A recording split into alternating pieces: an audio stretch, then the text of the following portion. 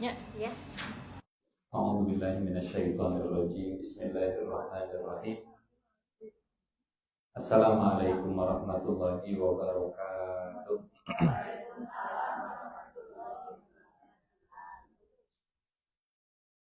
Alhamdulillahirabbil alamin wa bihi nasta'inu ala umuri dunya waddin. Wassalatu wassalamu ala asyrafil anbiya'i wal mursalin wa ala alihi wa sahbihi ajmain. Rabbi shrah li sadri wa yassir li amri wahlul 'uqdatam min lisani yafqahu qawli. Allahumma la sahla illa ma ja'altahu sahla wa anta al-hazna idza syi'ta sahla.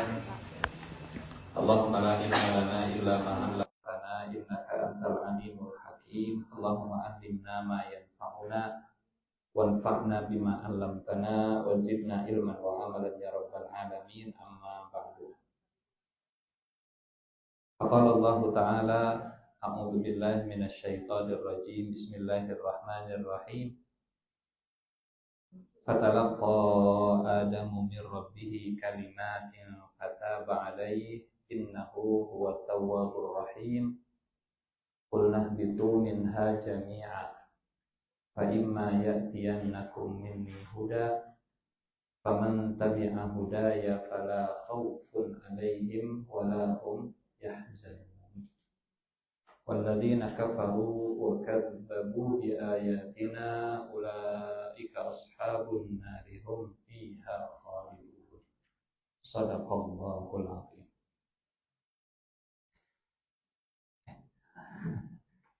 Bapak Ibu, alhamdulillah pagi hari ini kita kembali dikumpulkan di rumah Allah di Taman Surga di majelis ilmu. Mudah-mudahan kita diberi ilmu yang bermanfaat dan semoga ayat-ayat yang kita tadabburi dimudahkan oleh Allah untuk diamalkan sebagai panduan sehari-hari kita. Masih tadabbur surat Al-Baqarah, terakhir ayat ke-36 tentang syaitan yang menggelincirkan Adam dan Hawa. Fa'azzallahuma syaitan. Dan kita sampaikan sebelumnya bagaimana cara syaitan menggelincirkan Adam Hawa. Insyaallah masih ada di catatannya ya. Dimulai dengan bisikan-bisikan halus, dimulai dengan was-was. Waswasalahuma syaitan liyubdiyalahuma ma wuriya anhuma min sawatihima.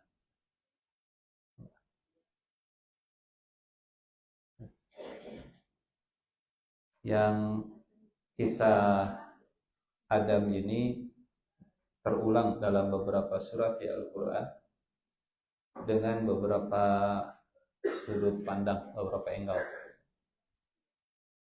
Kalau di surat Al-Baqarah memang angle-nya tentang Nabi Adam. Kameranya itu fokus menyorot ke Nabi Adam alaihissalam. Di surat yang lain, surat Al-A'raf, kameranya, angle-nya fokus ke iblis, ke syaitan. Hingga di surat Al-A'raf kita ceritakan sebelumnya bagaimana Allah merinci cara step by stepnya syaitan menggelincirkan Nabi Adam, dari mulai was-was, bisikan halus, lintasan pikiran, urutannya lintasan pikiran, lanjut jadi tekad, keinginan jadi tekad, tekad jadi perbuatan, perbuatan jadi kebiasaan, kebiasaan jadi karakter. Jadi yang paling mudah itu mencegah lintasan pikiran, karena mengubah karakter sudah karatan. Walaupun masih bisa diubah, masih mungkin nggak bisa diubah ya, mungkin diarahkan. Karakternya Umar bin Khattab sudah terbentuk, tapi diarahkan oleh Nabi ke posisi yang sesuai, memberdayakan potensi Umar bin Khattab. Kemudian puncaknya awalnya lintasan pikiran. Puncaknya syaitan menggelincirkan Nabi Adam dan Hawa itu dengan ghurur. Ghurur itu masih ingat? Tipu daya yang sifatnya membuat over confidence. Ghurur itu GR bahasa kitanya. Membuat Nabi Adam menganggap bahwa tenanaonlah sakali mah. Ya Allah mah bageur ieu. Allah kan Maha Rahman, Rahim, Tawwab, pengampun, Ghafur, Ghafar, Ghafir, dan seterusnya. Namanya ghurur. Ghurur itu merasa gede rasa. Ya. Betul bahwa Allah itu pengampun, tapi ampunannya bukan untuk modal maksiat. Betul bahwa Allah itu penyayang, tapi penyayangnya bukan memotivasi berbuat dosa. Sebaliknya, Tawwabnya, Rahimnya, Ghafurnya justru modal untuk bebersih, bukan kotoran. Kalau kita punya mesin cuci yang bagus, nah lain cerita namanya. Kalau kita punya deterjen yang bagus, berani kotor itu baik, kata salah satu iklan. Berani kotor itu baik, kan ada tamada. Urusannya urusan material gitu, urusan materi. Tapi kalau urusan spiritual, ya Allah mah bageur, kayak tinggal tobat weh. Jangan coba-coba. Kita pernah cerita kakaknya Nabi Yusuf. Sudah ya? Yang depan ngangguk, yang belakang bengong. Kakaknya Nabi Yusuf sebelum lempar ke sumur, mereka gurur. Dan gururnya, nanti kita jadi orang soleh lah gampang.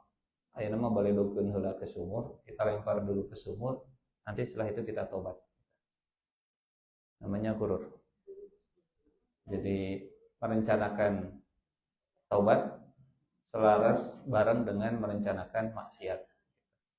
Ayeuna orang korupsi heula, engke orang naik haji, gawe tobat nama di Mekah. Dan taubatnya tidak secepat rencananya. Jadi solehnya tidak langsung setelah dilempar ke sumur. Nggak langsung gitu, nggak setelah lempar ke sumur langsung astagfirullah baroya. Karena kemaksiatan itu kalau disengaja direncanakan pasti mengeraskan hati dan membuat mulut, hati, pikiran anti untuk taubat. Kapan mereka taubat? Kapan mereka insaf? Setelah kegep, kebongkar, ketahuan. Setelah ketemu dengan Nabi Yusuf dan kata Yusuf, saya Yusuf. Saya Yusuf. Oh, keringat. Sugante tos maut di sumur. Saya Yusuf. Mereka juga rada-rada percaya nggak percaya. Ainnaka la anta Yusuf. Apa sungguh benar engkau benar-benar? Ini dalam bahasa Arab pakai penegasan yang berulang. Inna, huruf taukid inna. La anta, la pendek. Kalau la panjang artinya tidak ya. La artinya tidak. Tapi kalau la pendek artinya sungguh benar-benar. Inna artinya sungguh benar-benar. La pendek artinya sungguh benar-benar. Innaka la anta Yusuf. Serius ya Yusuf? Anda benar-benar Yusuf? Asli? Sumpah? Ini Allah. Langsung enggak. Innaka la anta Yusuf. Baru setelah itu mereka mengakui dosa dan kesalahan. Dari Yusuf dilempar ke sumur sampai mereka ketemu Yusuf yang asli, Yusuf yang dewasa, itu jaraknya puluhan tahun. Ada yang mengatakan menyebut angka sampai 40 tahun. Memang Al-Quran tidak nyebut, hadis juga tidak ada. Mungkin itu sumbernya dari Israiliyat, mungkin dari Taurat, mungkin dari Injil. Siga nama SD kelas 3 siga nama. Saya nggak tahu persisnya ya, cuman usia yang masih senang main bahasa Qurannya. Kata kakak-kakaknya, Pak, ke Nabi Yakub, Pak, cik atulah Yusuf teh izinkan main, biar kami yang menjaga. Ya, usia yang senang main kan, ya usia SD lah. Kalau senang main SD, kalau sudah senang entertainment, ya SD menuju SMP. Urutannya begini. Di surat apa itu teh? Al-Hadid. Surat Al-Hadid. Masa pernah kita bahas juga tentang kedewasaan seseorang itu bisa diukur dengan apa yang jadi concern dan perhatian. Al-Hadid surat keberapa? 57. Di surat Al-Hadid ayat ke 22. Ayat ke-20, maaf. Surat Al-Hadid, surat 57, ayat ke-20. Allah mengurutkan, membuat urutan tentang kebutuhan psikologis seseorang. Jadi, usianya tidak disebut, tapi kebutuhan psikologisnya yang disebut. Ketahuilah bahwa kehidupan dunia itu hanyalah permainan, senda gurau, perhiasan, saling berbangga, saling berlomba dalam kekayaan dan keturunan. Ada berapa yang disebut? 6. Laibun, walahun, wazinatun, watafakhurun bainakum, watakathurun fil amwali wal aulad. Nah, apa artinya? Kalau senangnya laibun, ya berarti memang jiwanya masih senang main, masih kecil. Tumbuh dewasa, dia senangnya lahun, anes di lahun, lahun, anes lahun. Lahun itu entertainment yang tujuannya cari hiburan lah kalau bahasa kita gitu ya, cari kesenangan. Dia bukan permainan, tapi sifatnya senda gurau. Sifatnya itu kalau ini sesuatu yang prioritas, dia pengennya yang nggak prioritas, itu namanya lahun. Permainan, entertainment, hiburan, wazina, tumbuh dewasa, mulai resep di make up, resep nyisir, senang di depan kaca gitunya. Sudah mulai rada matching kalau pilih baju, itu namanya zina, berhias. Sudah senang ingin tampil cantik dan cakep, namanya perhiasan. Kalau dipilihkan baju, nggak mau matching, ya pengennya yang pink sama abu-abu. Pengennya yang warna bulau, mama. Zina. Nyisirnya sudah mulai lama, basuh, dicungcungkan, di mohawk,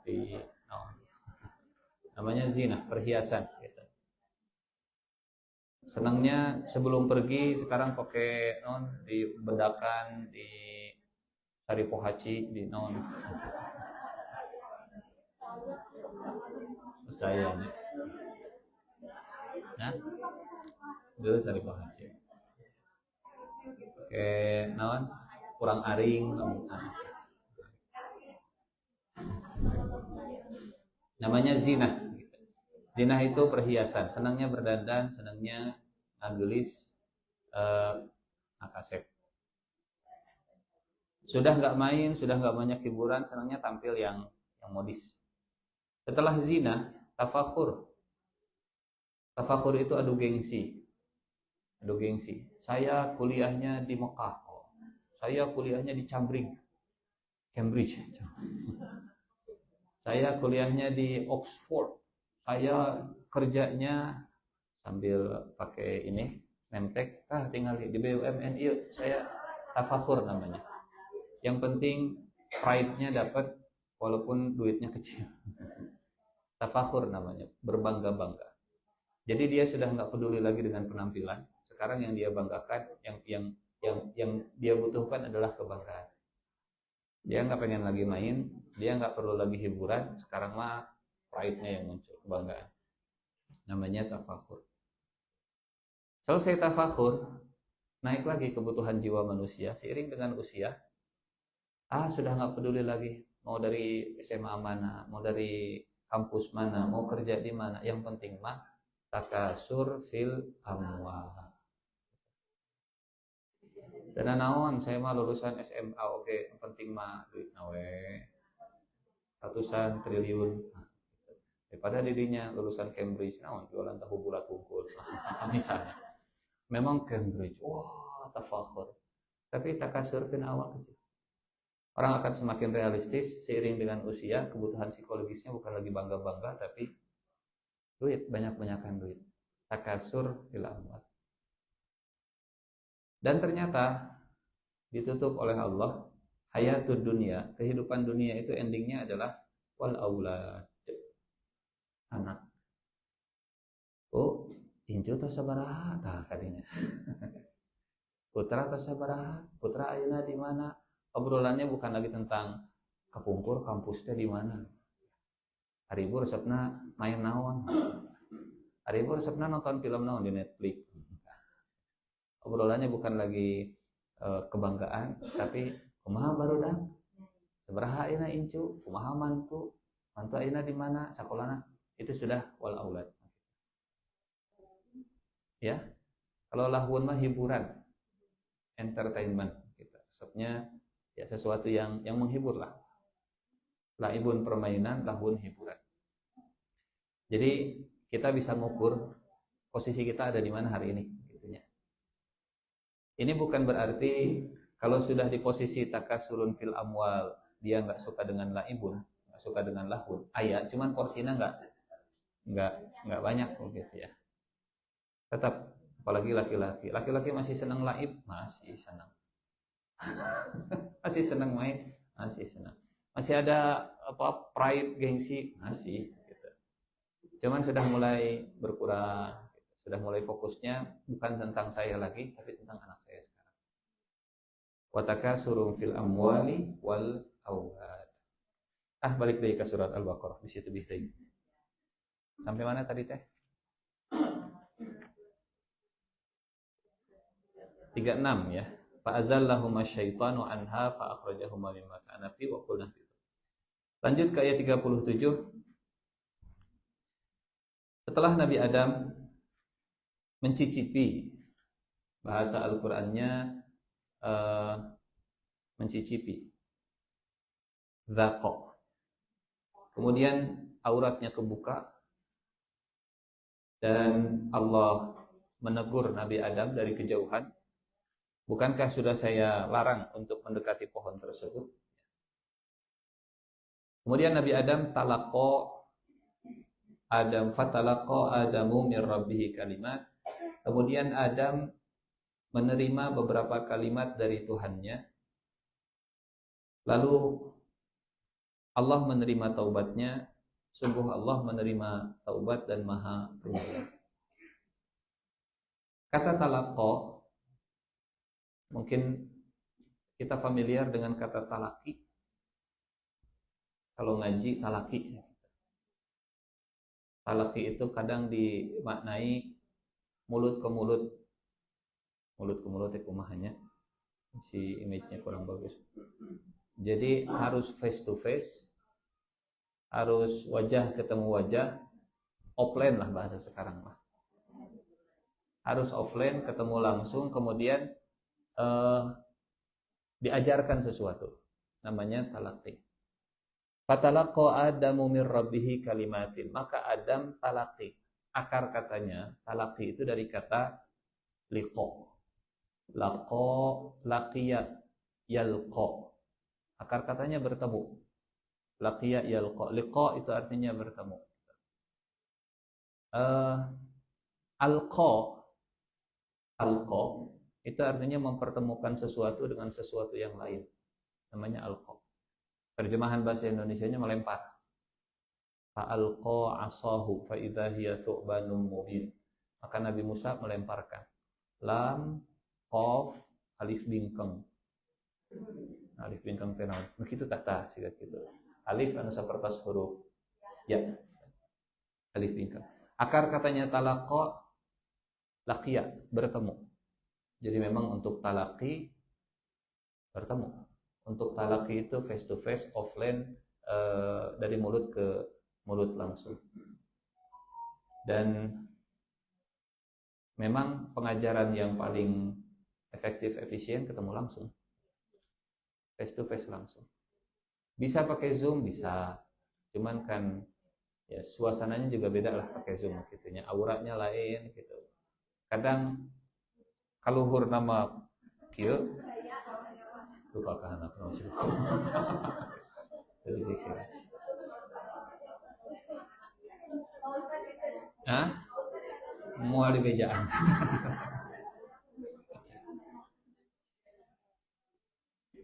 Dan banyaknya off cam. Puntennya off cam menuju tidak bisa tampil.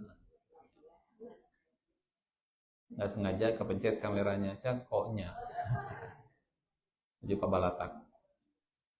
Fatalaqa Adamu min Rabb. Maka Adam bertemu dengan Tuhannya. Ya. Di surat Al-A'raf sebelumnya kita cerita posisi Adam itu, posisi Nabi Adam dan Siti Hawa itu posisinya dekat dengan pohon, tapi jauh dari Allah. Ingat ya? Sehingga kata Allah, bukankah saya sudah larang dari pohon itu? Bukan ini. Saat mengingatkan ke Nabi Adam, jangan dekati pohon ini. Wala taqraba hadhihi asy-syajarah. Dan saat Nabi Adam mencicipi buahnya, kata Allah, manahakuma antilkuma. Bukankah saya sudah larang pohon mendekati pohon itu? Berarti posisi Allah jauh dari pohon, posisi Nabi Adam dekat dengan. Dan sekarang saat Nabi Adam itu mau tobat, ketemu dengan Allah. Berarti ada pergerakan. Ya, ada pergerakan dari pohon, menjauh dari pohon, menjauh dari sumber kemaksiatan, menjauh dari sumber dosa, menjauh dan mendekat ke Allah, ketemu dengan Allah. Bahasanya talaqqa. Dan Bapak Ibu, saat menjauh dari sumber dosa, kemudian kembali kepada Allah Subhanahu wa taala, itu namanya taubat. Namanya taubat. Makanya di ujung ayat ini Allah mengangkat kata taubat, taba alaih innahu huwat tawwabur rahim. Jadi motionnya itu digambarkan, motion tenon. Pergerakannya, pergerakan Nabi Adam itu digambarkan dengan bahasa isyarat yang sederhana dan simpel. Tapi kalau kita tadaburi, oh ada pergerakan. Untuk potong langsung ke dia. Bergerak Nabi Adam. Kenapa engkau mendekat? Padahal sudah saya larang mendekati pohon itu. Lompat Nabi Adam sambil mendekat ke Allah, sambil ngambil daun, sambil nutupi auratnya. Setelah mendekat kembali ke Allahnya, ini disebut taubat. Setelah dekat ke Allah, kemudian Nabi Adam diajarkan kalimat. Setelah Nabi Adam membaca kalimatnya, maka Allah terima taubatnya. Fatalaqa Adamu. Normalnya susunan kalimat yang biasa itu begini. Fatalaqa Adamu kalimatin min Rabbihi. Normalnya begitu. Maka Adam menerima beberapa kalimat dari Tuhannya. Kalau di terjemahan Quran di depan saya, dari Tuhannya itu di belakang. Betul?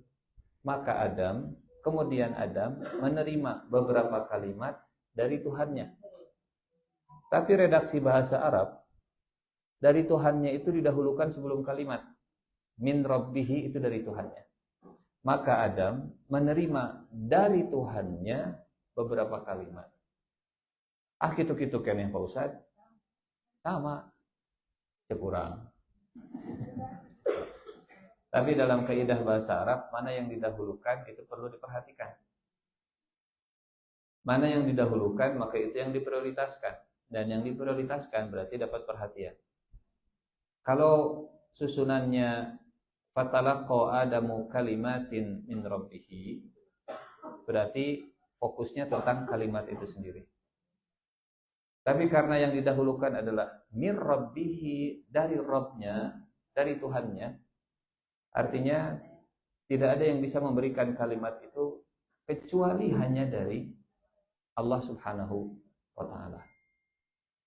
Yang membuat Nabi Adam merasa tenang karena hanya kepada Allah, hanya dari Allah sumber kebaikan. Ya. Kemana lagi saya sudah berbuat dosa? Kemana saya tempat lari? Kemana saya bisa menyelesaikan masalah diri? Oh, min rabbih, balik dari Allah. Bukan ke manusia, bukan ke siapapun. Mau ke dukun, apalagi ke Facebook. Kemudian curhat di wallnya, atau bikin TikTok segala macam. Gitu. Min rabbih, dari Tuhannya. Min rabbih. Dan ini Bapak Ibu yang Allah muliakan, mengulang kata Rabb di awal cerita Nabi Adam di ayat ke-30 sebelumnya ya. Berulang-ulang. Wa iz qala rabbuka lil malaikati fatalaqa Adamu min rabbihi kalimat. Punten. Siapa yang dimaksud dengan rabbihi? Siapa yang dimaksud dengan rabbuka? Allah. Tapi kenapa tidak disebut Allah langsung? Wa iz qala Allahu lil malaikati fatalaqa Adamu minallahi kalimatin. Rabb itu Allah. Tapi saat Allah tidak menyebut dengan Allah, disebutnya dengan Rabb. Berarti status itu harus diperhatikan. Maksudnya begini. Saya di rumah seorang bapak. Ketemu istri, saya seorang suami. Datang ke perusahaan, saya sebagai seorang CEO. Pulang ke rumah, ketemu orang tua, saya sebagai anak. Nama saya Nur Ihsan Junduloh. Oke. Kalau saya datang ke orang tua sebagai seorang direktur, Mama, Ihsan teh direktur. Pasti dah. Tidak. Biarkan status direktur di perusahaan, tapi kalau pulang ke rumah orang tua, statusnya sebagai seorang anak. Saya datang ke perusahaan, saya ini anak mama. Nggak cocok juga. Kebayangnya, kehartasnya status. Allah Subhanahu wa Ta'ala dalam tanda petik punya banyak status, punya banyak nama. Dan dalam kisah ini, yang diangkat, yang disebut adalah sebagai Rabbun, bukan sebagai Raja, Al-Malik, bukan juga sebagai Ilah, Al-Ilah. Rabbin Nas, Malikin Nas, Ilahin Nas. Kenapa sebagai Rabb? Karena status sebagai Rabb itu yang sifatnya menjaga, mengurus, merawat, menumbuhkan, memastikan semuanya berjalan baik. Status sebagai Malik, Allah Subhanahu wa Ta'ala yang mengatur, Allah Subhanahu wa Ta'ala yang punya kuasa penuh, namanya juga Raja, absolute power, kekuasaan yang absolut. Nuansanya lebih nuansa kekuasaan. Kalau Allah menyebut fatalaqa Adamu minal Malik, dari rajanya, nuansanya nuansa antara rakyat dengan pejabat, nah, begitu. Nuansanya formal. Kalau ilah ini nuansanya lebih ke penyembahan, nuansanya lebih ke ikatan emosional. Ilah. Jadi Rabbun, Malikun, Ilahun. Rabb yang ngurus, yang ngejaga, yang ngerawat, Malikun itu yang bikin aturan, Ilahun itu tempat untuk kembali, Ilahun itu tempat menambatkan hati dan perasaan dan seterusnya. Jadi kisah Nabi Adam dari ayat 30 sampai ayat 37, nyantolnya itu di status Allah sebagai Rabbun. Allah sebagai Rabb. Dimulai dengan wa iz qala rabbuka, ditutup dengan fatalaqa adamu mir rabbihi kalimat. Ilustrasinya begini. Ini pendekatan untuk memudahkan, bukan berarti menyamakan. Karena kita tidak sedang disamakan, kita mau dikarpetan. Bukan untuk menyamakan makhluk dengan Khalik, hanya untuk memahami saja, pendekatan saja, approachment. Ibu punya anak?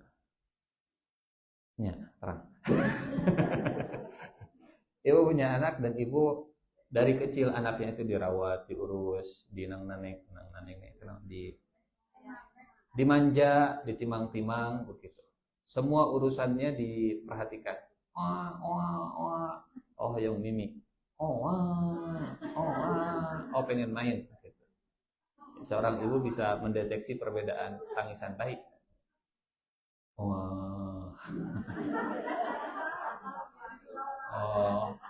Pampasnya sudah penuh.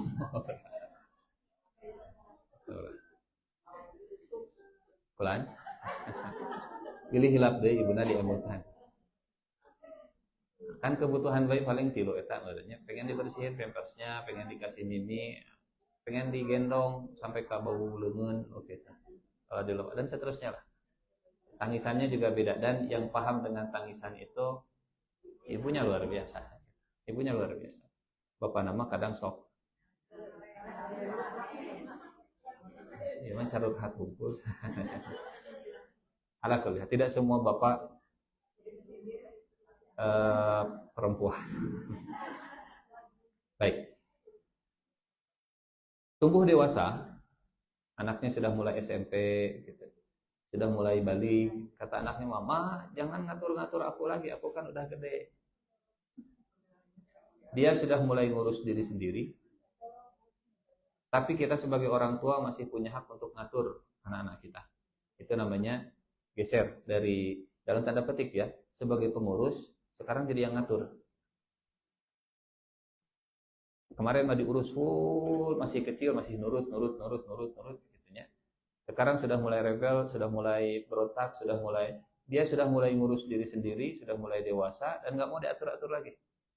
Kita jadi kata orang tuanya, kita sebagai orang tua, Ade masih tinggal di rumah mama, masih tinggal di rumah bapak, harus nurut sama aturan bapak sama mama.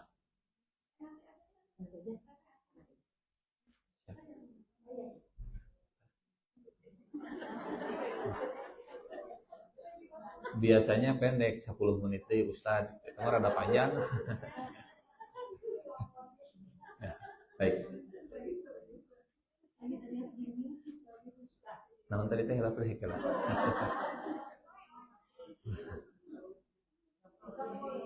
Oh ya. Waktu kecil ngurus diri sendiri, nurut. Tumbuh dewasa dia waktu kecil diurus full, tumbuh dewasa dia ngurus diri sendiri dan mulai nggak mau diatur lagi. Kata orang tuanya, saya pemilik rumah ini, mama yang punya rumah ini, mama yang punya aturan. Itu namanya raja. Dan akhirnya anak kita tumbuh dewasa, punya duit, keluar dari rumah, punya rumah sendiri, merantau. Sekarang dia punya keluarga sendiri. Dan orang tua sekarang bukan lagi ngurus seperti bayi, bukan lagi ngatur seperti remaja, tapi posisinya lebih sebagai tempat untuk kembali sharing, pengen pulang kampung mah, kangen, ada di rumah, ada, mau pulang ya, mangga. Urutannya begitu, Rabbun, Malikun, Ilahun. Allah yang ngurus, Allah yang ngatur, Allah yang jadi tambatan hati untuk kembali. Jadi ilah itu sifat Allah Subhanahu wa taala, ya Allah sebagai zat yang dicintai oleh hambanya. Mudah-mudahan bisa dipahami perbedaannya ya. Karena balik Rabbun ataupun Malikun atau ilah, semuanya itu Allah Subhanahu wa taala. Semuanya Allah. Tapi status mana yang dipakai itu penting untuk dipahami. Saya sebagai direktur, berarti lagi bicara tentang perusahaan. Kan Misalnya anak mama, berarti bicaranya di rumah dengan orang tua. Contoh misalnya begini, punten. Muhammad Shallallahu Alaihi Wasallam, beliau itu sebagai suami Khadijah, beliau sebagai bapaknya Fatimah, beliau sebagai sahabatnya Abu Bakar dan Umar dan kawan-kawan, beliau juga sebagai nabi, beliau juga sebagai rasul, beliau juga sebagai hamba Allah. Betul? Statusnya ada banyak. Waktu perjalanan Isra dan Mi'raj, status apa yang dipakai? Waktu perjalanan Isra Mi'raj, ketemu dengan Allah, status apa yang dipakai? Status Nabi, status Rasul, status suami Khadijah? Hah? Subhanalladzi asra bi abdihi, hamba. Maha suci Allah yang telah memperjalankan hambanya. Kenapa bukan rasulnya? Kenapa bukan nabinya? Kenapa tidak disebut nama langsung? Karena perjalanan ini adalah perjalanan tentang status beliau sebagai hamba Allah Subhanahu wa ta'ala. Sebagai apa kita bertemu ini? Saya bicara sebagai seorang hakim. Sebagai hakim atau sebagai tetangga? Sebagai hakim. Ini nama sebagai tetangga. Sebagai hakim. Gitunya. Saat orang punya banyak status, maka tiap status bisa punya makna tersendiri kalau dipakai. Baik. Fatalaqa Adamu mir rabbih. Dari siapa Adam mendapatkan kata-kata ini? Dari yang menjaga, yang merawat, yang menumbuhkannya. Kalimatin, kalimat-kalimat. Apa kalimatnya? Kemudian Adam menerima beberapa kalimat dari Tuhannya. Apa kalimatnya? Kalimatnya yang ada di surat Al-A'raf. Rabbana zalamna anfusana wa illam taghfir lana wa tarhamna lanakunanna minal khasirin. Ada yang menarik Bapak Ibu? Ibnu Katsir membaca ayat ini bukan fatalaqa Adamu mir rabbih kalimatin. Ibnu Katsir membacanya fatalaqa Adama mir rabbih kalimatun.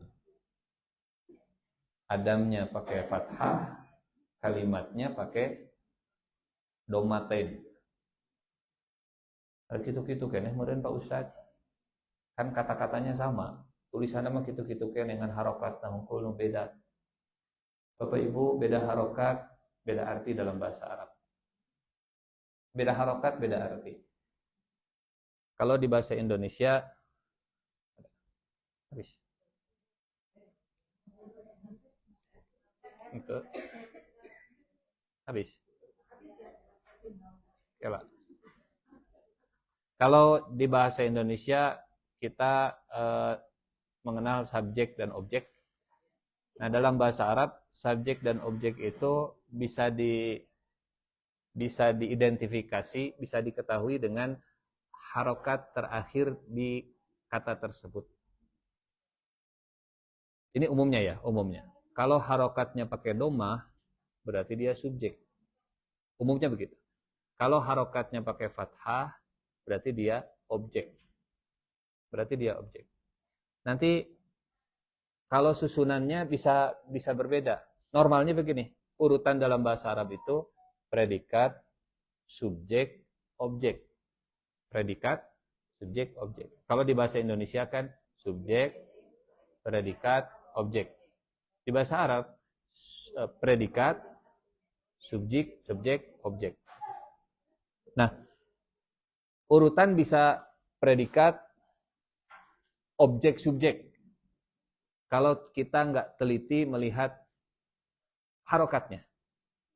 Contoh di masih surat Al-Baqarah ayat ke wa idzibtala Ibrahima rabbuhu bikalimatin fa'atammahunna. Kisah Nabi Ibrahim alaihissalam. Dan ingatlah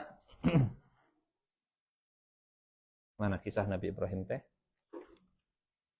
Ayat 124. Ayat 124 surat Al-Baqarah. Wa idzibtala Ibrahima rabbuhu. Kalau ketukar harokatnya bisa ketukar nanti artinya. Kalau dibacanya wa idzibtala Ibrahimu rabbahu, itu artinya jadi kebalik. Dan ingatlah ketika Ibrahim menguji Tuhannya. Padahal susunannya begini. Ibtala itu predikat, Ibrahima itu objek, rabbuhu itu subjek. Tapi ditukar di sini. Normalnya gimana? Posisinya. Siap. Normalnya predikat subjek objek. PSO, predikat subjek objek. Di ayat ini predikat objek subjek. Dari mana taunya kalau yang kedua itu objek? Dari harokat terakhir kata tersebut. Umumnya, sekali lagi, umumnya kalau domah itu berarti subjek, kalau fathah objek. Nah, itu gampang banget. Nah, balik lagi ke surat Al-Baqarah ayat 37. Ibnu Katsir membaca ayat ini bukan Adamu, tapi Adama. Bukan kalimatin, tapi kalimatun. Berarti kalau cara bacanya seperti Ibnu Katsir, yang jadi subjeknya siapa? Kalau cara baca seperti Ibnu Katsir, kalimatnya yang jadi subjek dan Adamnya yang jadi objek. Gitu keneh Pak Ustadz beda. Mungkin endingnya mah sama. 3 kira. Hiji tambah salapan 10. Salapan tambah hiji oke. 10. Tapi beda. Hiji tambah salapan teh saya punya 1, ibu punya 9, dijumlah jamleh 10. Tapi kalau 9 tambah 1, saya punya 9, ibu punya 1. Memang kalau dijumlah mah anger 10. Dan 10 bisa dari 2 dikurangi 4 ditambah genep dikurangi 10 ditambah kurang tambah bagi kali ending nama 10 gitu keneh. Tapi proses menuju ke sana itu punya makna tersendiri. Apa maknanya kalau Adamu min rabbihi kalimatin? Maknanya bahwa Adam sangat aktif untuk mencari pengampunan dari Allah Subhanahu wa taala. Maka Adam, ya, yang aktifnya yang jadi subjeknya itu adalah Adam. Tapi kalau Adam yang jadi objek, maka kalimat itulah yang kemudian datang kepada Adam sebagai bentuk rahimnya Allah Subhanahu wa taala, kasih sayangnya Allah Subhanahu wa taala. Cukup Adam menjauh sedikit, maka taubat itu, kata-kata dan petunjuk dari Allah itu akan datang. Jadi yang namanya kasih sayang dari Allah itu berawal dari aktifnya manusia, kemudian disusul oleh rahmat dari Allah Subhanahu wa taala. Jadi Pak Ustadz, yang mana yang bacanya benar? Dua-duanya benar, asal sesuai dengan lingkungan sekitar kita. Misalnya di lingkungan sekitar kita, normal membacanya itu seperti yang kita kenal, wadduha, wallaili idza saja. Maka itulah yang benar yang dibaca. Tapi kalau kita membaca wadduha, wallaili idza saja, ma wadda'aka rabbuka wa ma qala, walala firatu khairul laka minal ule. Diprotes semua ku jamaah. Protes data apaleun. Itu benar, tapi tidak tepat. Kalau audiensnya, kalau jamaahnya masih belum tahu, belum belajar. Imam baca ayat sajdah. Pertama kali di masjid ini baca ayat sajdah, dan setelah baca ayat sajdah langsung sujud. Allahu Akbar. Eta makmum di belakang teh ruku, imam sujud sendiri. Subhanallah. Apakah imamnya benar? Benar.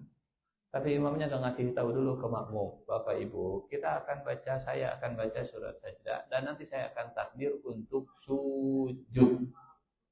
Ilmu dulu sebelum amal. Kasih tahu dan pengumuman dulu, tumbuhkan kesadaran, wawasan, lalu setelah itu kerjakan. Tapi kalau dikerjakan tanpa ada wawasan, badan imam dan seterusnya. Kunut nazilah misalnya. Sholat maghrib aja kunut. Karena mungkin belum paham, belum terbiasa dan seterusnya, begitu ya. Jadi, apakah bacaan Ibnu Katsir benar? Benar. Apakah bacaan kita benar? Benar juga. Karena ada rujukannya. Cuma, apakah tepat kalau bacaan Ibnu Katsir kita pakai di lingkungan yang tidak biasa? Enggak tepat. Kecuali kalau ngasih tahu dulu. Misalnya ibu sekarang sudah tahu, pakai maghrib orang sholat berjamaah, terus saya baca fatalaqo adama mir rabbihi kalimatun. Insya Allah mulai protes. Nah, mulai protes. Udah duka kemana pikiran? Oke. Baik. Jadi apa bedanya adamu mir rabbihi kalimatin dengan adama mir rabbihi kalimatun? Kalau adamnya yang aktif. Kalau adama, maka kalimatnya yang aktif mendekati Nabi Adam. Karena dua-duanya benar, maka maknanya, kalau hamba mendekat kepada Allah Subhanahu wa Ta'ala, maka Allah pun akan mendekat kepada hamba lebih cepat. Adama. Maka dalam hadis qudsi, Rasulullah Shallallahu Alaihi Wasallam menyampaikan, kalau hamba melangkah kepadaku 1 jengkal, maka aku akan melangkah kepadanya 1 hasta. Sejengkal, maka Allah mendekat 1 hasta. Ya, dari ujung jari sampai ujung siku, namanya 1 hasta. Jadi manusia segini, Allah segini. Punten, berarti Allah bergerak dan manusia juga bergerak, betul? Betul. Manusianya kembali kepada Allah, Allahnya juga kembali kepada manusia. Bapak Ibu punten, apa arti kembali dalam bahasa Arab? Taubat. Manusia bertaubat, Allah juga bertaubat. Cuman kita identiknya taubat itu setelah berbuat dosa. Makna taubat itu artinya kembali secara bahasa. Makanya Allah punya Asmaul Husna, namanya Allah At-Tawwab. Dan kita kalau kembali ke Allah disebutnya orang-orang yang tawab. Innallaha yuhibbut tawwabina wa yuhibbul mutatahhirin. Jadi kita kembali ke Allah namanya taubat, Allah kembali mendekati ke kita, itu namanya juga taubat secara bahasa. Cuman bedanya kalau dalam bahasa Al-Qur'an suka dibedakan. Kalau manusia mendekat ke Allah itu katanya pakai ilah, fatubu ilah, dari itu. Kalau Allah mendekat kepada hamba, katanya pakai ala, fataba alaih. Cuman beda itu saja. Kalau Allah pakai ala, kalau hamba pakai ilah. Perhatikan nanti dengan jeli setiap ada kata taubat, Allah ala, hamba ilah. Allah ala, hamba ilah. Jadi yang namanya taubat itu bukan gerak satu arah. Yang namanya taubat itu bukan hanya dari manusia mendekat ke Allah, kembali ke Allah. Dalam hadis qudsi tadi, Allahnya juga mendekat kepada hamba. Bahkan mendekatnya Allah kepada hamba lebih banyak. Sejengkal Allah mendekatnya sehasta. Manusia melangkahnya 1 hasta. Maka Allah akan mendekati 1 depak. 1 depak teh dari ujung sini ke ujung sini. 1 depak. Silahkan diukur. Iya seberapa meter, iya seberapa meter. Konon katanya untuk mengukur tinggi badan kita, ukurlah depakan kita. Terusnya siga gitu. Coba aja nanti begitunya tinggi segini, enak gitu. Tak berarti jangkung saya teh sakieu. Nah, gitu. Pelan. Eh, kecuali yang panjang tangan berarti beda. Dan normalnya satu hasta itu selebar lingkar pinggang kita, katanya. Tidak. Istighfar, taubat, minta maaf tidak. Bedanya apa? Pertama, redaksinya juga beda. Ya. Yang kedua, maknanya juga beda. Kalau istighfar itu secara bahasa dari kata ghafaro yang artinya menutupi sesuatu. Ghafaro menutupi sesuatu. Kalau maaf itu artinya menghilangkan dan menghapus sesuatu. Kalau taubat artinya kembali. Taubat artinya kembali. Tapi ginilah, untuk memudahkan memahami penyakit hati, penyakit jiwa dan dosa, pahami saja dengan penyakit badan. Pahami dengan penyakit badan. Ada penyakit yang atau luka kecil itu nanti juga sembuh lah. Ada luka yang memang lama pengobatannya dan lama penyembuhannya dan bisa meninggalkan jejak bekas. Ada sakit kulit misalnya begitu ya. Lama penyembuhannya dan sudah sembuh masih meninggalkan jejak dan bekas. Sembuh alhamdulillah, tapi ada bekas. Nah, minta disembuhkan itu namanya maghfirah, minta dihilangkan bekasnya itu namanya maaf. Ini memudahkan pendekatan saja gitu pemahamannya. Ya Allah, jangan sampai bekas dan jejak dosa saya kelihatan sama orang lain, efeknya masih kelihatan. Maafkan saya. Maaf itu menghapus jejaknya, membersihkan. Ya Allah, saya setelah melahirkan jadi ayah singkayong, ya selulit nah begitu. Ya Allah, hapuskanlah jejak ini. Ya Allah, saya dulu pernah jarang cuci muka, jadi sekarang jerawatan, sembuhkanlah ya Allah jerawatan saya. Menyembuhkan dari penyakit namanya maghfirah. Dan yang namanya istighfar, yang namanya minta ampun, itu bukan astagfirullahaladzim beres. Nah, kadang cara Allah mengampuni kita itu dengan memberikan obat yang pahit sampai akhirnya penyakit itu keluar dari kita. Jadi minta diampuni itu untuk memudahkan, seperti minta diobati oleh Allah. Ya Allah, saya punya penyakit dosa. Tolong sembuhkan saya dari penyakit ini. Astagfirullahaladzim, astagfirullahaladzim. Maka Allah akan menempatkan kita pada situasi dan kondisi yang akhirnya penyakit itu lepas dari kita. Tapi bekasnya masih ada. Ya Allah, saya sakit, COVID, batuk wae, sembuhkan saya ya Allah. Sembuh. Tapi efeknya masih ada.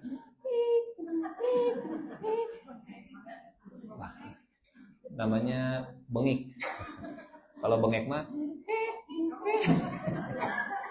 baru bengek. Kalau bunyinya ngik-ngik berarti bengek. Jadi minta ampun itu artinya obati penyakit saya. Minta maaf itu hilangkan bekas dari jejak dari bekas penyakitnya. Bersihkan. Kalau taubat itu saya kembali ke Allah Subhanahu wa taala.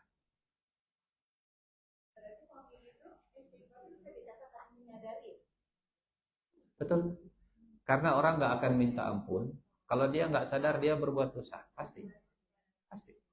Orang nggak akan mandi kalau dia nggak sadar kalau dia itu bau. Kang, ini bakal tuh naon gitu bau. Itulah. Wah, nah kan. Pengobatan itu dimulai dari kesadaran kalau dia berpenyakit. Punten ya. Orang kalau menganggap bahwa penyimpangan seksual itu bukan penyakit, nggak akan berobat.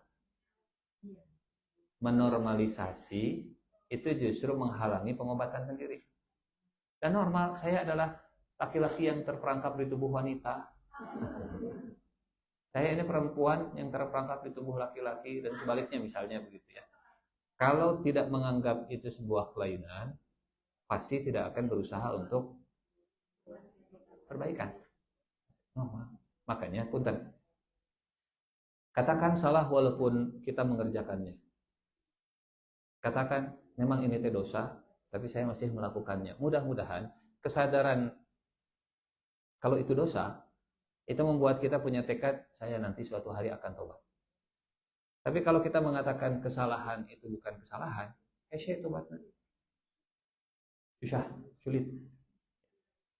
Katakan yang salah itu salah, walaupun kita masih melakukan salah itu. Dan katakan yang benar itu benar, walaupun kita belum bisa mengerjakan kebenaran itu. Memang no benar teh, Bapak eta teh. Tapi ya saya masih belum bisa mengerjakannya. Itu lebih baik, dan itu lebih fair, dan itu lebih dekat dengan taubat. Itu lebih dekat dengan hidayah. Jadi kebenaran tidak diukur dengan saya. Kebenaran mah kebenaran, saya mah saya. Sampai mana tadi teh? Taubat. Kalau sejengkal maka Allah mendekat sehasta. Kalau sehasta maka Allah akan mendekat sedepa. Kalau berjalan melangkah maka Allah akan harwalah berlari. Taba, taba. Tawwab, tawwab. Manusia tawwab disukai oleh Allah, dan Allah juga tawwab. Karena ini kembali lagi. Jadi resiprok ya, bukan satu arah. Satu arah teh siga kieu. Puntennya punya. Ya mah contoh untuk memudahkan. Suaminya salah ke istrinya, dan suaminya berusaha untuk terus mendekat ke istrinya. Tapi istrinya atau sebaliknya, istrinya salah ke suaminya, dan istrinya berusaha mendekat ke suaminya, ingin balik lagi, tapi suaminya kudu teuing. Misalnya. Tapi kalau Allah sekali mengakui kesalahan dan mendekat, Allah akan mendekat kepada hamba lebih banyak. Jadi siapa yang paling sayang, manusia atau Allah? Manusia mah kadang suka mempersulit begitunya. Kalau dia sudah mau mendekat dan minta maaf, tapi biar kamu merasakan dulu, dibuat menderita dulu. Padahal sudah saya minta maaf. Waduh, air mata buaya kamu ini. Tapi lihat kata fa, huruf fa. Fatalaqa Adamu min rabbih kalimatin fa taba alaihi. Apa artinya fa? Maka dengan cepat eta. Kalau summa ada jeda waktu. Fatalaqa Adamu min rabbih kalimatin fataba alaihi. Saat kita mengucapkan Rabbana zalamna anfusana wa illam, saat itu juga Allah dengan cepat siap. Tidak ditunda-tunda, tidak semudah itu pergusyo kehlaan. Langsung saat itu juga. Kumabu. Betul, take and give. Memang dari manusia resiprok lah dua-duanya gitunya. Bukan cuma satu pihak dan pihak yang lain diam saja, tapi dua-duanya saling mendekat, bahkan Allah lebih jauh mendekatnya. Fatalaqa Adamu min rabbih kalimatin fataba alaihi. Maka Bapak Ibu yang saya muliakan, menggambarkan Allah itu jangan menggambarkan Tuhan yang mengerikan. Jangan digambarkan dengan Tuhan. Betul bahwa Allah siksanya itu amat pedih. Tapi buat siapa? Itu bukan setting defaultnya, nggak begitu. Masih ingat dulu kita surat Al-Fatihahnya pernah menyampaikan bahwa Allah adalah yang merajai di hari pembalasan. Maliki yaumiddin. Tapi tunggu. Baca satu ayat sebelumnya, sebelum melanjutkan ayat berikutnya. Ar-Rahmanir Rahim Maliki yaumiddin. Yang maha pengasih, yang maha penyayang, yang merajai hari pembalasan. Jadi siapa yang merajai hari pembalasan? Yang maha pengasih, yang maha penyayang. Jangan dipisahkan antara ayat sebelumnya dengan ayat setelahnya, karena Al-Quran itu satu mata rantai yang tak boleh diputus. Walaupun dia bisa berdiri sendiri, tapi untuk memahami lebih utuh, baca ayat sebelumnya. Yang maha pengasih, yang maha penyayang, yang merajai hari pembalasan. Dibalas memang, tapi dibalasnya itu dengan kasih sayang. Maka kalau ada yang masuk neraka, kalau ada yang disiksa, itu bukan karena Allahnya benci, bukan karena Allahnya bukan Da Allah mati ditunasi kita enggak. Ar-Rahmanir Rahim Maliki Yaumiddin. Seringlah kita menyampaikan ya cara Allah menghitung poin pahala dan dosa. Masih ingat ya Bu ya? Kalau hitungan pahala kalau hitungan dosa niat berbuat jahat belum dicatat. Niat berbuat jahat dan dikerjakan dicatatnya cuma 1. Niat berbuat baik sudah dicatat 1. Niat berbuat baik dan dikerjakan dicatatnya bisa 10, bisa 700, dan bisa tidak terhingga. Jadi admin amal soleh, malaikat pencatat yang mencatat bagian administrasi tentang catatan amal solehnya, admin bahasa kita mah begitunya, mencatat berbuat buruk, deret apa kalau malaikat pencatat keburukan mah hiji, deret ukur hiji. Tapi malaikat pencatat kebaikan itu deretnya eksponensial, deret hitung begitu. 10, orang ada gede mah 700. Oh iya mah saum, mah Allah eta mah tak terhingga. Oh dia memaafkan, kumaha Allah eta mah hitungannya enggak jelas begitu.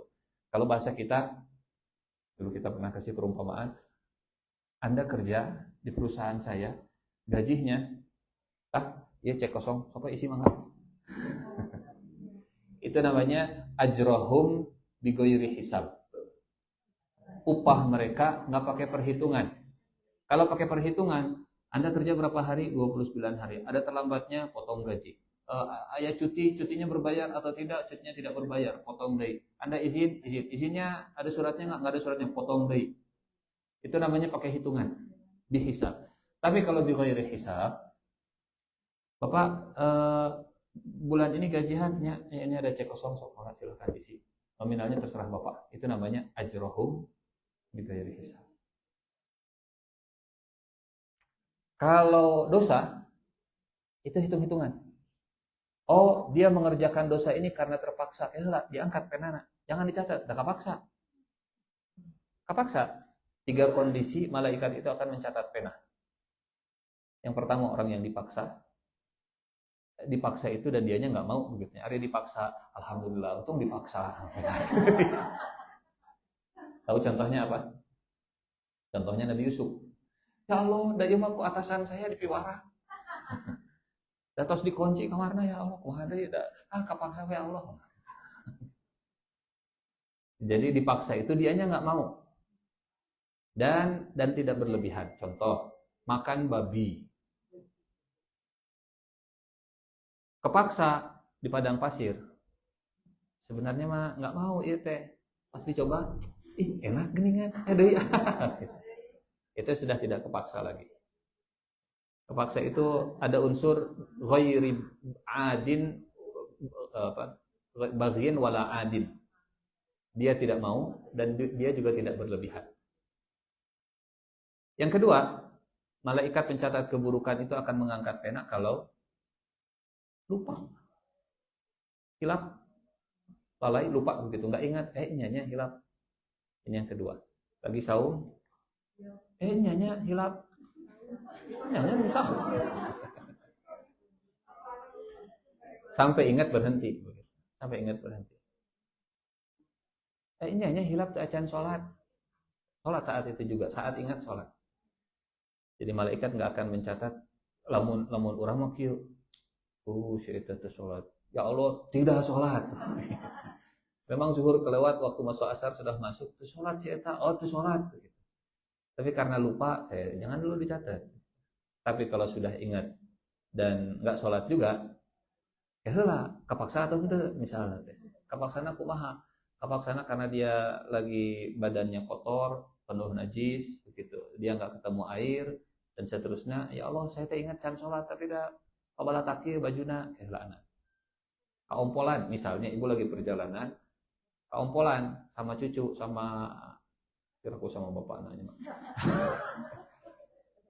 Sama cucu misalnya jibrek di jalan macet di MBZ. Ingat, saya teh belum sholat. Masuk waktu asar. Aduh, kumaha ieu teh. Nah, itu kepaksa nggak bisa sholat karena masih najis. 1 kepaksa, 2 lupa, Yang ketiga tidak tahu. Yang ketiga jahil. Ya mungkin dia berbuat maksiat, berbuat dosa, tapi karena nggak ngerti, nggak paham. Gitu. Sedetil itu malaikat pencatat keburukan penuh perhitungan. Sementara malaikat pencatat kebaikan mah 10. Maka orang yang paling celaka itu orang yang satunya jauh lebih banyak daripada 10, 700 dan tidak terhingga. Ar-Rahmanir Rahim Maliki Yaumiddin. Fatalaqa Adamu min rabbih kalimatin fa. Dari huruf fa kita belajar bahwa Allah itu sangat senang merespon hambanya yang kembali. Fa itu cepat. Ya Allah, saya minta ampun, siap, saya akan balik lagi. Ya Allah, balikan deui-nya, siap, balikan deui. Ya Allah, ke nol deui, siap, ke nol deui. Gitu. Tidak seperti manusia. Balikan deui-nya,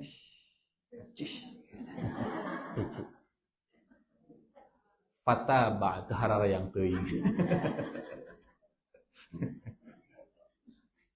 Fa ya. Fa itu cepat sekali. Fata ba'alai.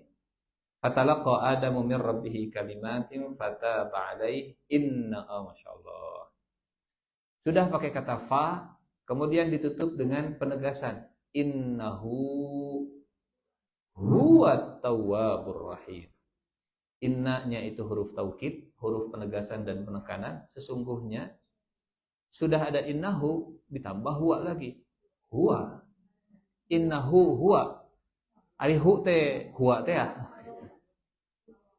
Sesungguhnya dialah yang maha penerima taubat dan maha penyayang. Innahu huwa tawwabur rahim. Masyaallah. Lanjut. Ayat deui. Qulna bitu minha jami'a. Kami berfirman. Kita sudah bahas ya, kapan Allah menggunakan kata ganti jamak dan kapan Allah menggunakan kata ganti tunggal. Boleh jadi firman ini disampaikan oleh Jibril ke Nabi Adam alaihi salam pakai perantara, atau boleh jadi perintah ini maksudnya menggambarkan keagungan Allah Subhanahu wa taala. Qulna, maka kami berfirman, ihbitu minha jami'a. Turunlah kalian semua. Habata itu turun dari tempat yang tinggi. Seperti Nabi Nuh turun dari bahtera yang besar.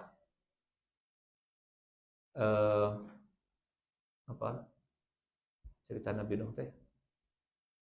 Wastawat alal judi wa qila bu'dan lil qaumil zalim wa qila bisalamin minna wa barakatin alaih. Jadi turun dari tempat yang tinggi ke bawah pakai kata habata. Pesawat landing bahasa Arabnya hubut. Landing itu hubut. Nanti kalau umroh, kalau ke bandara gitu. Landing bahasa Arabnya ha ba waw ta, hubutun. Gambaran Nabi Adam saat landing ke bumi. Ihbitu minha jami'a.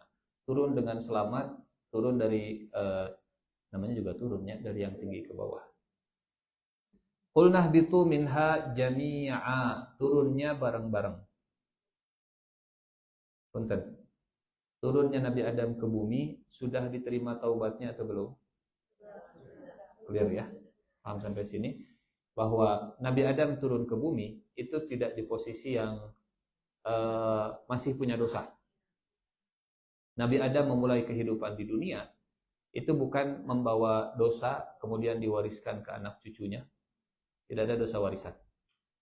Nabi Adam memulai hidup di dunia itu sudah ditaubati oleh Allah, sudah diterima, sudah diampuni oleh Allah Subhanahu wa taala. Dan ini yang menjadi perbedaan konsep kisah Nabi Adam dalam Islam dengan di agama yang lain. Di agama Kristen mereka menganggap bahwa Adam itu membawa dosa warisan. Judul mereka original sin. Ya. Dan siapa yang membersihkan dosa-dosa ini? Isa. Maka Isa kemudian mati di tiang gantungan untuk menebus semua kesalahan manusia. Kalau bahasa kita konsepnya Isa ngasih syafaat. Konsep syafaat yang kebablasan itu terjadi di orang-orang Kristen. Jadi tenang, ada Isa yang darahnya itu sudah membersihkan dosa-dosa kita. Jadi orang kumaha berbuat dosa tenang. Nah, jangan sampai umat Islam terperangkap dalam syafaat yang memaknai syafaat yang berlebihan. Nggak apa-apa kita dosanya banyak, nanti juga ada syafaat Nabi Muhammad. Bukan begitu. Konsep syafaat itu nggak begitu. Karena kalau konsep dan pemahamannya begitu, nah beda nanti dengan orang Kristen. Orang Kristen mah dosa kita sudah dicuci dengan darahnya Yesus. Urang mah nanti kita dosa-dosanya tenanan berbuat dosa. Ayat syafaat dari Nabi Muhammad Shallallahu Alaihi Wasallam. Syafaat itu dua syaratnya. Allahnya ridho ke kita dan Allahnya ngasih izin ke yang ngasih syafaatnya. Jadi kalau kitanya nggak disukai, kalau misalnya Allahnya nggak ridho, ya nggak dapat syafaat. Ilustrasinya begini. Kita pernah cerita surat rekomendasi ke perusahaan. Jadi saya punya perusahaan, ibu punya keponakan. Gitu. Kata keponakan ke ibu teh, Wak kan kenal ke Pak Ustadz, nya kumaha gitu. Asal hayang damel di perusahaan Pak Ustadz, kumaha gitu, nya pang nyarioskeun lah. Kasih surat rekomendasi, surat sakti. Ibu akhirnya nge-WA ke saya, Pak Ustadz, kumaha? Mana we aya lowongan pekerjaan di perusahaan Pak Ustadz? Oh aya. Iya, kalarasan aya keponakan hayang damel. Oh mangga, nyungkeun atuh CP-na. CV. Nyungkeun CV-na. Setelah saya baca CV-nya, nah ini mah SD kene. Dan contoh namanya tekakok. SD kene. Sementara pekerjaannya butuh kualifikasi S3 misalnya di bidang teknik.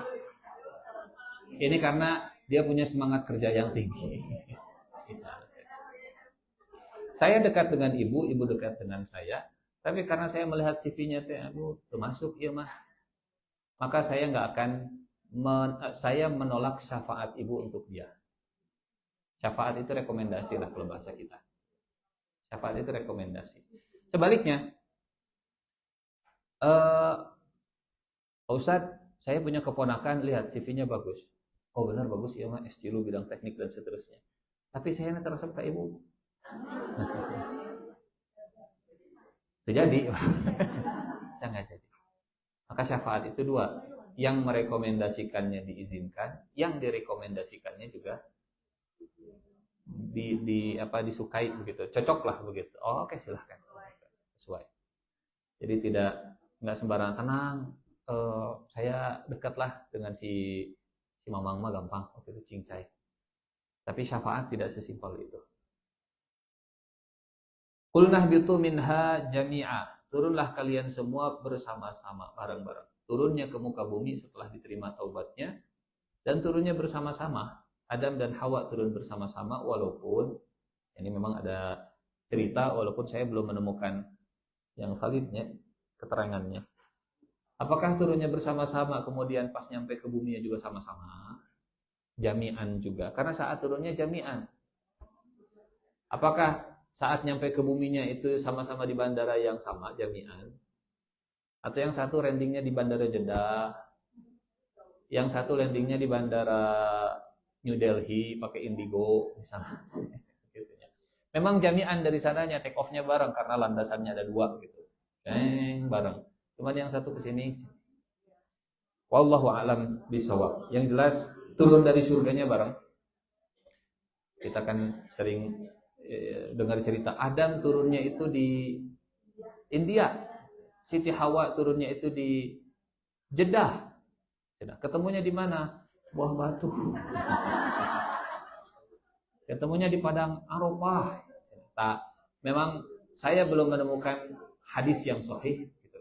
Berangkat dari kata jami'an ini masalahnya. Jami'an, ya?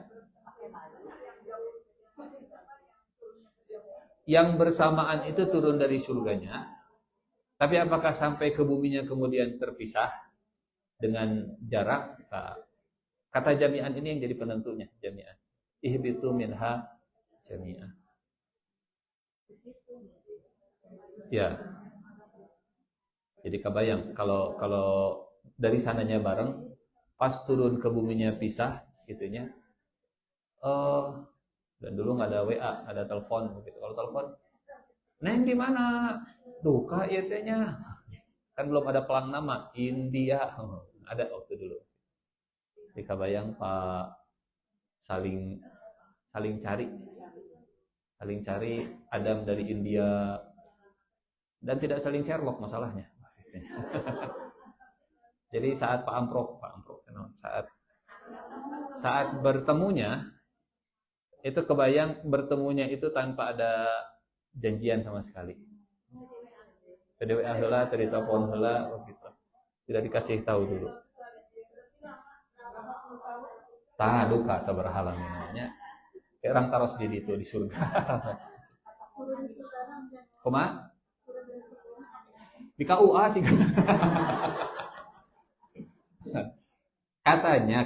Wallahu alam, ini karena saya belum menemukan riwayat yang sahihnya begitu. Karena Al-Qur'an menjelaskannya jami'an, bersama-sama. Jadi kalau ada riwayat yang satu di India, Nabi Adamnya di India, Siti Hawanya di Jeddah, ketemunya itu di Arafah. Padang Arafah. Sekarang mana yang lebih jauh jaraknya? India Arafah atau Jeddah Arafah? Ya. Oh, berarti laki-laki memang effortnya lebih jauh untuk mencari sang pujaan hati. Walaupun sang pujaan hati juga ikut mencari, cuman ya dari Jeddah sampai ke Arafah. Itu kalau narik garis lurusnya. Wah, kieu tah. Gitu. Siti Hawa teh kieu. Nabi Adam gitu nyot. Kulan? Awalnya. Allah. Gimana?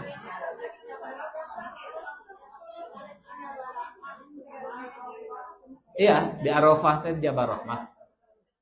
Ya. Konon katanya begitu. Baik, kita tuntaskan ayat 38 ya. Fa imma ya'tiyannakum minni huda, maka wahai Adam, kalau benar-benar datang kepada kalian, ini penegasan lagi. Normalnya begini. Fa in ya'ti hudan, fa in ya'tiya hudan. Ditambah ma itu sebagai huruf penegasannya. Normalnya fa in ya'tikum hudan. Kalau ini fa imma ya'tiyannakum minni hudan. Normalnya fa in ya'tiyakum hudan minni. Kalau ini ditambah, dan jika benar-benar sungguh telah datang dariku petunjuk, tidak ada lagi petunjuk kecuali dari Allah Subhanahu wa ta'ala. Dan hudannya umum, bukan al-huda, bukan definitif, tapi hudan umum. Hudannya bisa beragam. Bisa dari fitrah, asa teu nyaman saya, itu juga hudan. Oke. Nah, manuk teh siga kitunya, itu juga hudan. Contoh, waktu burung gagak berantem. Waktu Qabil membunuh Habil, ya, Qabil membunuh Habil, dan ini mayat manusia pertama. Nabi Adamnya masih hidup, karena kalau Nabi Adam sudah mati, pasti Allah akan ngasih tahu caranya bagaimana menguburkan orang yang sudah mati. Jadi saat Qabil membunuh Habil, ieu teh kudu dikumahakeun bangke teh, mayat manusia, jenazah teh, kemana-mana dipikul, digendong, dan Allah dengan kasih sayangnya memudahkan Qabil dan sayangnya kepada Habil supaya jasadnya ini terjaga, kirim apa? Burung japati, gagak. Faba'atsallahu ghuraban yabhatsu fil ardi liyuriyahu kaifa yuwari sawata akhi. Burung gagak berantem kemudian sampai mati, dan yang mati ini dikubur di korehan tanahnya. Kemudian dikubur. Itu hudan. Petunjuk. Jadi nyari petunjuk di semua tempat. Bisa yang dari dalam namanya fitrah, bisa yang dari akal namanya insting begitunya. Bisa yang dari Al-Qur'an ini jelas petunjuk dari Allah, bisa dari kejadian-kejadian. Kejadian di alam. Oh, siga kieu. Oh, itu petunjuk dari Allah juga. Cuma tujuannya bukan untuk berprasangka buruk atau merasa sial. Karena ada orang yang pakai bungkus ini petunjuk dari alam, tapi membuat dia jauh dari Allah dan berprasangka buruk kepada Allah. Ada petunjuk. Aya nu meninggal misalnya teh. Kupu-kupu datang. Kok. Oh, aya tamu nu bade nambut artos. Petunjuk. Nah, jadi bukan petunjuk seperti ini yang dimaksud oleh Allah Subhanahu wa taala. Gitu ya. Petunjuk yang membuat kita kembali lagi kepada Allah Subhanahu wa taala. Maka jika benar-benar telah akan datang kepada kalian dariku petunjuk, maka barang siapa yang mengikutinya, faman tabi'ah hudaya. Betul, ada ya-nya. Padahal sebelumnya Allah menyebut hudan, sekarang hudaya. Artinya, apapun yang terjadi, apapun kejadian itu petunjuk aku. Hudaya. Ya-nya kepada Allah, ya-nya kepada Allah Subhanahu wa taala. Jadi kayak asa enggak nyaman, perasaan teh ini petunjuk dari Allah Subhanahu wa taala. Jangan-jangan saya sudah berbuat dosa atau naon. Faman tabi'a hudaya fala khaufun. Kenapa ada alaihimnya? Apa bedanya la khaufun dengan la khaufun alaihim? Ya, la khaufun tidak ada ketakutan, la khaufun alaihim tidak ada ketakutan atas mereka. Sekilas mah asa kitu-kitu keneh gitu ya. Ibu punten, Pak punten. Ada anak lagi main dan dia nggak sadar kalau di atas kepalanya ada ular yang siap matok. Di atas kepalanya ada sesuatu yang menakutkan tidak? Ada sesuatu yang menakutkan, tapi dianya nggak takut. Dianya nggak takut. Itu namanya la khaufun. La khaufun. Tapi kalau la khaufun alaihim, di atasnya itu nggak ada sesuatu yang menakutkan dia. Hah? Tapi tak. Jadi karena nanti dalam ayat Al-Quran ada yang la khaufun tanpa alaihimnya. Ada yang la khaufun alaihim. Alladzina amanu wa kanu yattaqun. Innal ladzina qalu rabbuna Allah tsumma istaqamu fala khaufun alaihim wala alladzina amanu wa kanu yattaqun. Ada yang la khaufun alaihim, ada yang la khaufun saja. Kalau la khaufun alaihim itu di atas mereka ada ketakutan, di atas mereka ada bahaya. Ya, kalau kalau la khaufun alaihim itu di atas mereka enggak ada bahaya sama sekali. Di atas mereka tidak ada bahaya sama sekali. Walaupun mungkin merekanya takut. Tapi di atasnya itu nggak ada bahaya. Jadi ada orang yang ketakutan kalau misalnya bakal saya takut masa depan saya bakal nggak jelas, suram, cemas gitu. Padahal kata Allah la khaufun alaihim.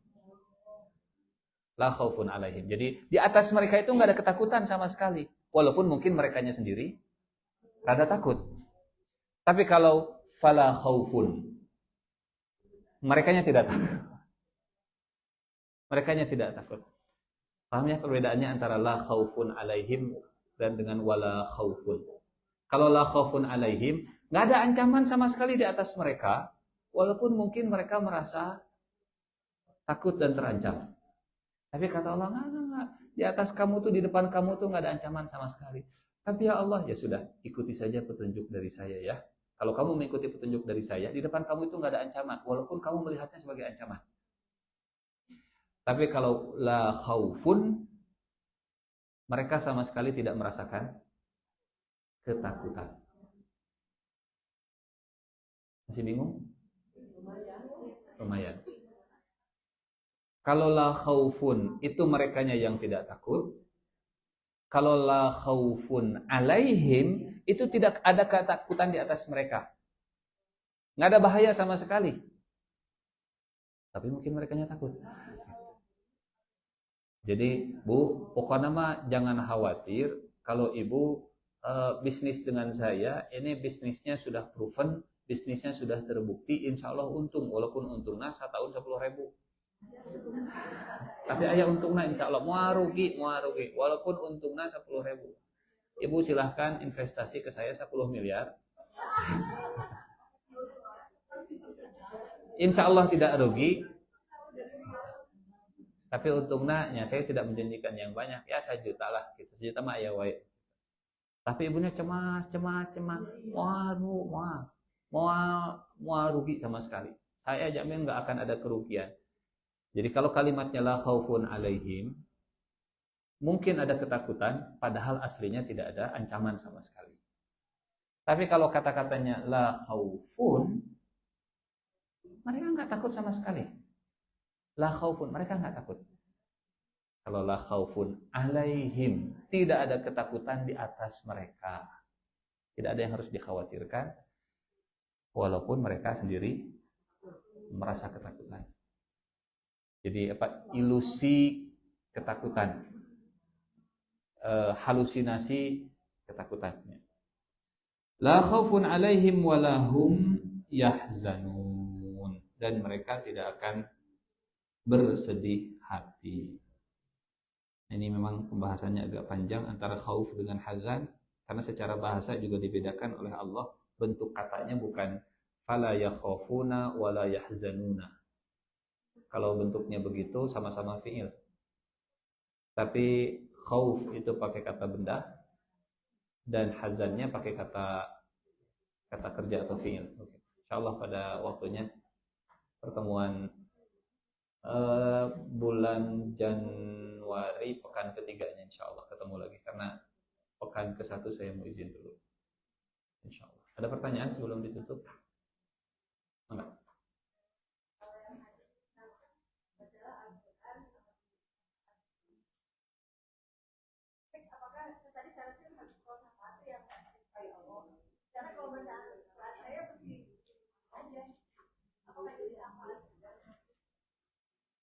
Baik. Kita mah berprasangka baik ke Allahnya. Kita berprasangka baik ke Allah. Kalau kita sudah baca Quran, kita mau baca Quran dan kita konsisten baca Quran walaupun kieu-kieu keneh, masih adug-adugan keneh, masih terbata-bata keneh. Yang menggerakkan lisan kita untuk masih mau membaca itu Allah. Dan mudah-mudahan itu jadi tanda kalau Allah suka ke kita. Karena tanda Allah suka ke hamba itu kalau hambanya dimudahkan untuk taqarrub terus, untuk mendekat, untuk ibadah terus begitunya. Dulu ada budak perempuan berdoa begini, dan doanya didengar sama majikannya. Ya Allah, dengan cintamu kepadaku, maka masukkan aku ke dalam surga. Kata majikannya, bukan dengan cinta Allah kepadamu, tapi dengan cintamu kepada Allah. Tahu dari mana engkau kalau Allah mencintaimu?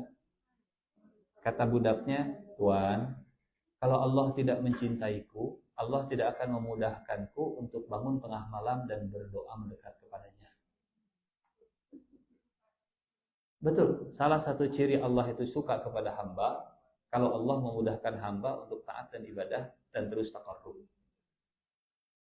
Asa digampangkeunnya hadir ke majelis ilmu teh, asa digampangkeunnya bade ngaos teh, asa digampangkeunnya bade sedekah teh, asa digampangkeun walaupun pas lagi ngaji masih ada yang ngaji nanti si gopori. Bismillahirrahmanirrahim.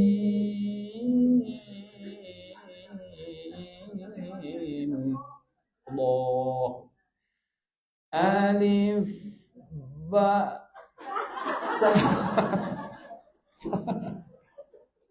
Sugante pada alif lam mim. Sigano juga oke. Sudah serius bismillahnya udah lancar, saya pas. Alif ba.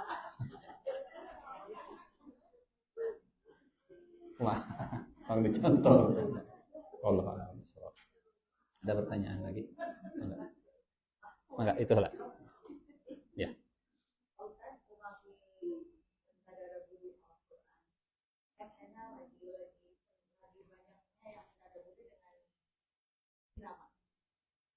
Kalau seandainya dibaca kita itu dramanya betul ya sesuai dengan arti. Kalau misalkan artinya memang kepagitan tapi iramanya bagus.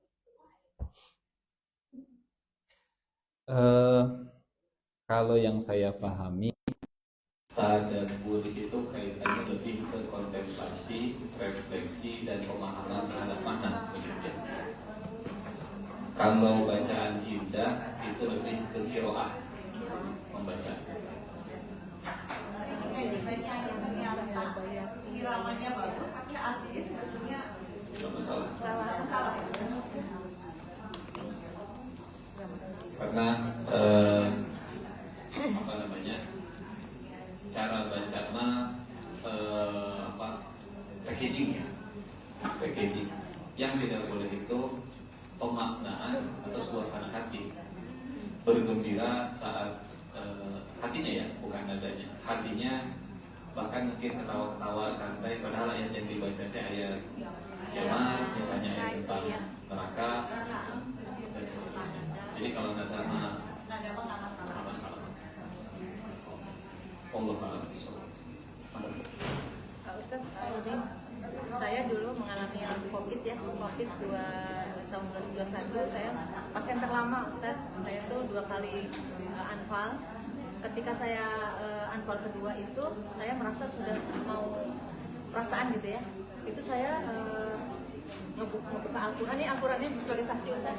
Saya ngebuka Al-Quran, saya ngaji, saya baca Al-Quran, saya baca apa?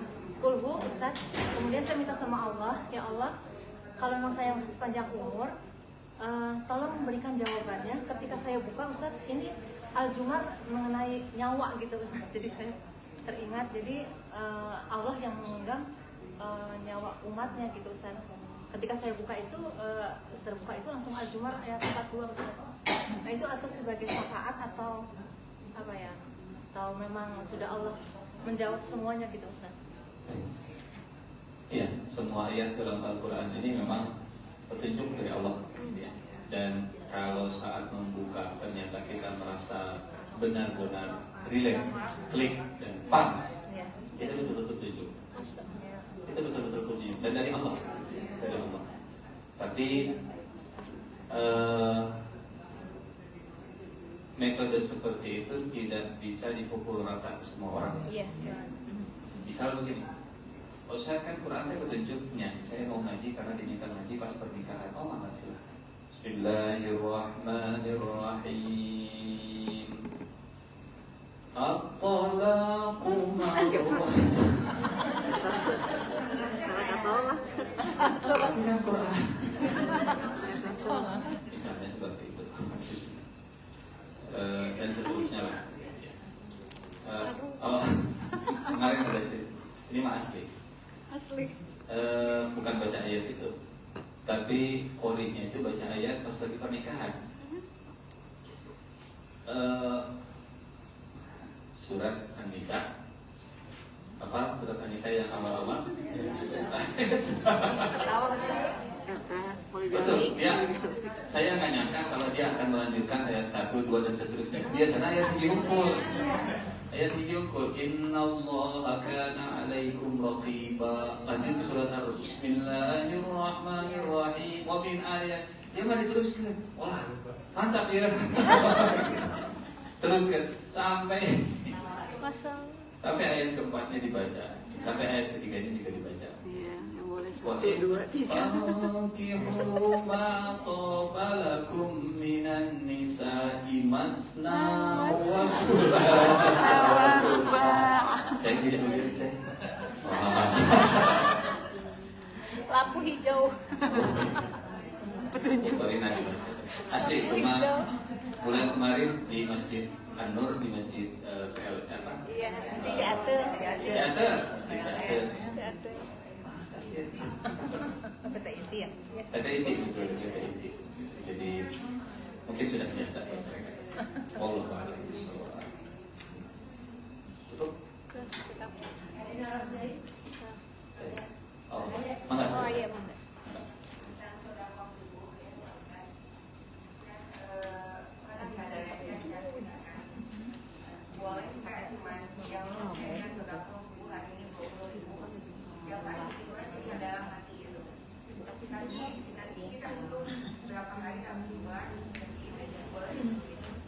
Ya, ada satu cara dan ini supaya kitanya tidak lupa.